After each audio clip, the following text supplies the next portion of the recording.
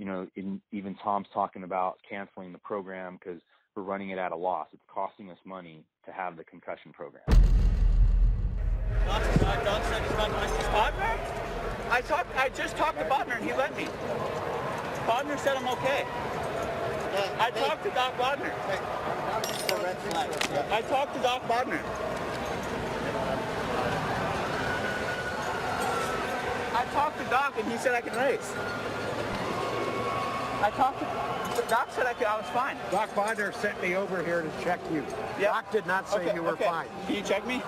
Doc did not say you were fine. What happened? You tell me. I went triple and I doubled and I endoed into the tunnel jump. Okay. Yeah. All right. And who saw you first? I believe it was you or another taller gentleman. Well, it wasn't me. I can't tell you guys different. And it wasn't anybody with gray hair. Yeah. No, I can't see your gray hair. Oh, yeah, right. Sore down here. No. Okay. Just my inner groin. Okay. Sore down here. No.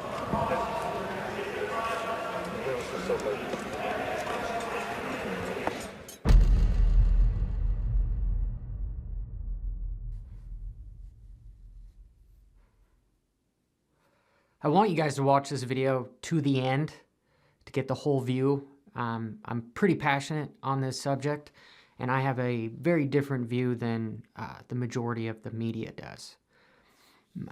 Last night I was rather upset, and I had to sleep on it. I had to collect my thoughts together, because it's going to be very different.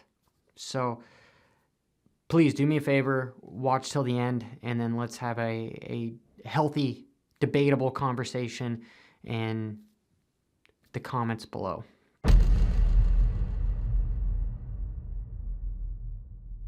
Before I get into the rules and the implications to our sport, I first want to give a good job well done to Cameron. That was an extraordinary ride. Just shows you these guys are gladiators, and they've got a lot in common with UFC fighters. They go in there, fight to the death, race to the death, and you let them, and they'll do it. And look at this, out in front, the man with no plate. So this is not to take anything away from the ride itself, because that's going to go down in history as a huge comeback. I'm here to talk about risk of ruin, high probability that it isn't going to go well. You make a bad decision and it works out for you. The next time, is it going to work out? And I think the health professionals, the Asterisk Medical Crew, the Alpine Star Unit, they have the best intentions for the rider's health. But it looks as if there's something else going on, whether it's money for funding, time, people pressuring them to make decisions quickly. It's not helping the riders at all. And I'm actually rather disgusted by what took place on Saturday. Again, I wasn't there. I've tried to get some press passes and I can't. That's fine. I get it. I come across as this spectacle. I make fun of a lot of stuff. I try to... Anyway, this is not about me. How do we make this sport better and safer? If it is a money thing, let's come out and say it. We don't have enough funding. We need more funding. Let's stop trying to fake it till we make it. We know the sport is dying. We know there's not that much money in it. As soon as we can be public about the problem, then we can start trying to fix the problem as opposed to trying to hide it and move on like it isn't a problem. I'm digressing.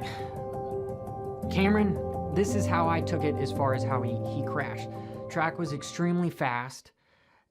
Supercross bikes aren't geared to do 60. So maybe was it a torque issue where he just didn't have enough gear? He was already topped out at a top gear, so it was just sitting there zinging, and that was what kind of did what Justin Cooper did at the last Atlanta round, just not enough forward momentum? Or was it compounded with trying to scrub where there's a little rut, and when you're leaned over, bike unloads, gets kicked by probably a small little hole in the rut, and then kind of compounded helped the whole thing. And it didn't help that there was that tabletop afterwards. Gnarly crash. He didn't move for a while. He had to be helped off the track by medical staff. That's a red flag right there. I really think that this whole TV time is not helping whatsoever. I know that there's meetings that take place to talk about the TV schedule and what they can do to try to make it faster and still be relatively safe for the riders. In this scenario, it was a huge turnaround very quickly, with inside of like 5-10 minutes maybe, before these guys got back on the gate, because they've got TV time. They got to get going. So every year at Daytona, they have an OEM meeting, okay? And in that meeting, they discuss the future of moto, Supercross and motocross. And I've been in on this meeting because when they were trying to improve the TV package, Davey Coombs and Roy Jansen asked me to come in to talk to them about the physiology of moto. Like, they wanted someone that knew how to train athletes, recover athletes. They wanted someone that had experience with that to explain to them, okay, what is the minimum amount of time needed to recover after a professional outdoor moto to be able to race the next moto? Because TV wanted a certain amount of time, and they were trying to figure out, okay, how long are we going to give them between motos? Remember before, you know, I think they gave you they want to give us like 15 to 30 minutes between motos. And I just said, I go, well, why don't you just run a 2-hour moto then? Just do a GNCC, because 15 minutes, I mean, there's no way. They're going to come off. Their heart rate will get back. I mean, most of these guys, their resting heart rate should get back within 10, 15 minutes, you know, I mean, back to like fully rested. But that doesn't mean their muscles aren't tired. It just means their heart rate's down. When you go back out, as soon as you go again, the muscles will work, and they haven't been fully recovered, so they're going to be a little tired. So those are what you have to deal with. But the mechanics and the teams are like, there's no way we can get a bike ready in 30 minutes. You'd have to have 2 race bikes. So one of the rules is riders who are no longer actively participating in race at the time when the red flag was displayed are not authorized to take part in the restart. There's an implication there. Was he taking part in the restart? Oh, hell yeah. He got 3rd. Amazing ride. He deserves all the credit that is being given to him. It's up to the mechanics, the crew members, the medical units, Feld, AMA, to put safety first. This is the same thing with UFC. These guys are going in there to die. They're full well knowing that they are going to risk their lives to make this happen now. The adrenaline is spiking, they're moving. It's a wonderful feeling. But let the racehorse do the racehorse thing. Let him race. But let him do it with a high probability of success. And you guys are essentially the referees that get to stop the fight when the dude's unconscious and just getting elbows to the face. Because without you, the other guy's going to kill him. Weird analogy, but it's the only one I can think of at the moment. So there's that implication, but there's a caveat to that rule in a B section that says the race is stopped with 3 laps completed by the leader and less than 90% of the total distance completed by the race leader, rounded down to the nearest whole number of laps, whether it's a heat, last chance qualifier, triple crown race, or main event. So it's essentially stating that he's allowed to line back up. But there was more than 3 laps completed. So you guys probably have to do a little bit digging with me. I'm only one person here. You know, I don't have a whole team behind me to look this stuff over. I'm just giving the information as I see it, and I'm being transparent on my views. Whether they might not be right, I'm getting it out there because I disagree with this wholeheartly. Why does this rule even exist? If a rider causes a red flag, shouldn't be allowed to participate, unless potentially getting checked through thoroughly at the truck, some proper tests done. I know that impact concussion test takes about 45 minutes. There is absolutely no way he had time to go to the truck and get assessed. It looked to me like he got assessed right there on the line. They have a small conversation about it that I don't think was supposed to be aired, that basically said, no, Cameron, you're lying. Are taken aside, and we got to go inside the truck. I know you weren't knocked out. Obviously you weren't. Maybe they cased a jump or something, and we were able to get to them, and we suspect, hey, are these from dizziness, from just your fall, or are these really a head injury? You need to go to the truck. So then they go to the truck, and we have a separate test that we do. It's called a SCAT-5, and that exam measures short-term, long-term memory, balance, coordination, vision, and then the doctor himself or herself does his exam. There's another VOMS that we call it, ocular motor, that we check your eye coordination and with balance and stuff. So there's a pretty in-depth test that we do, and then we have a cutoff score.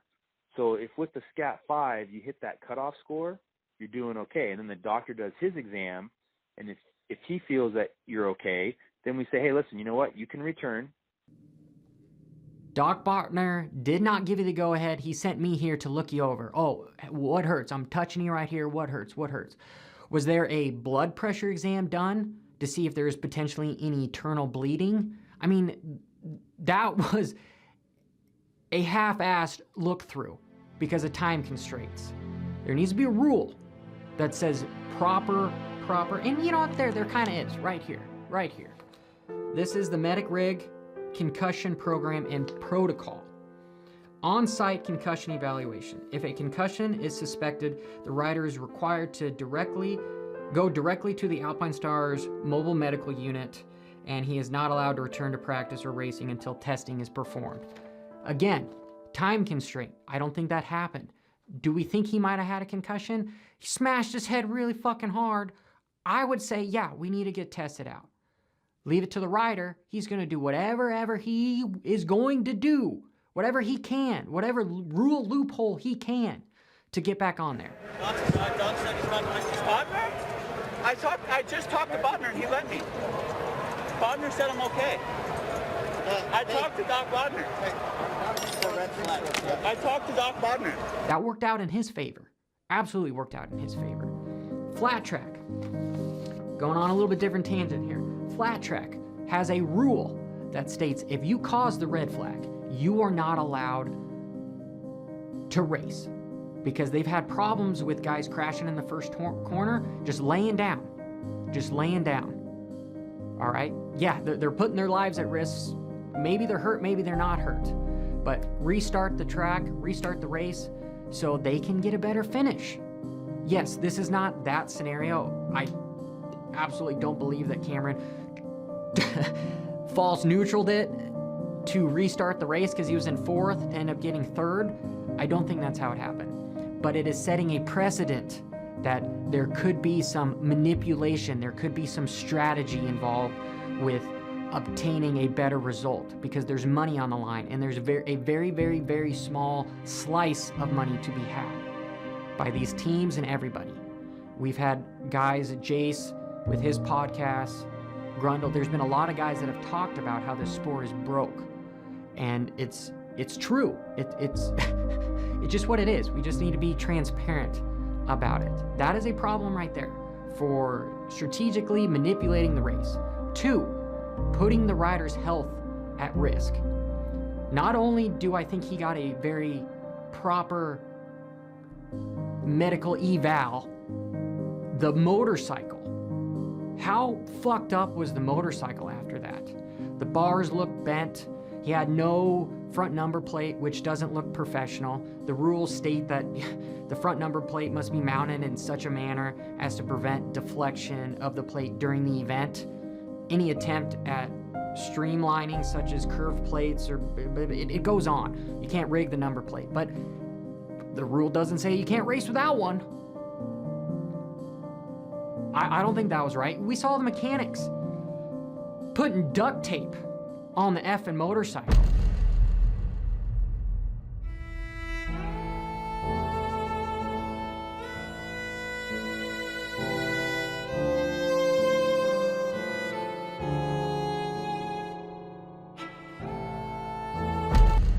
We got back on there. Yeah, Cameron, you risked your life. You scorpioned it. Could have been really hurt.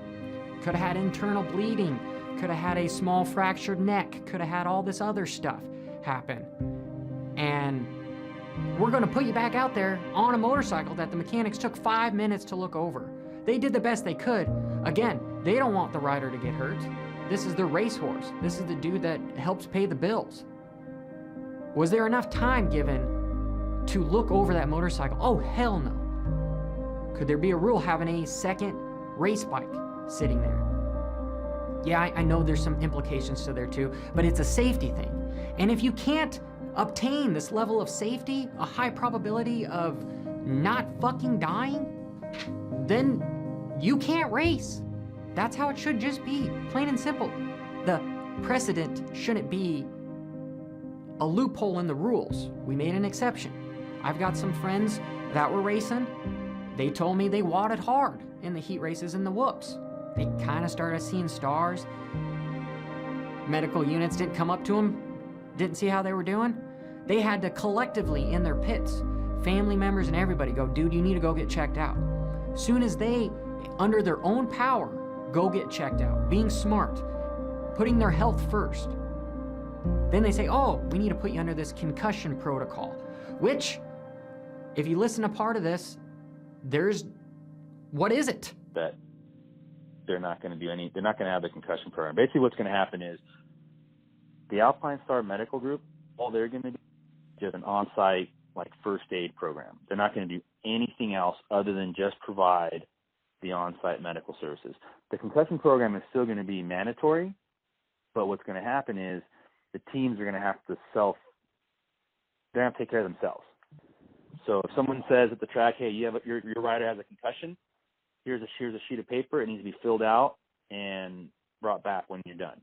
And then they have to go figure out how to figure that, they is what it's coming down to. Obviously, there wasn't one done on Cameron. What is the extent of this rabbit hole? It's unbelievable. Unbelievable. I'm 30 years old now. I've lived this sport. I've had over 10, 12, 15, I've hurt myself a lot. Broken a lot of stuff. Spent a lot of money. This sport is devastating. It is extremely difficult to have the longevity in the career as somebody like Brayton or Chad Reed. It happens within an instant. It is over with. Happened to me. 26 years old. Dreams done, gone with. Because I was left to my own devices to go ride a motorcycle that was not fit to be raced. What the fuck are we doing? This is a young kid that's talented. It worked this time. Do we have to see a rider die on national TV before we decide to put a fucking stoplight at the intersection? It's ridiculous, and I am disgusted that I saw that.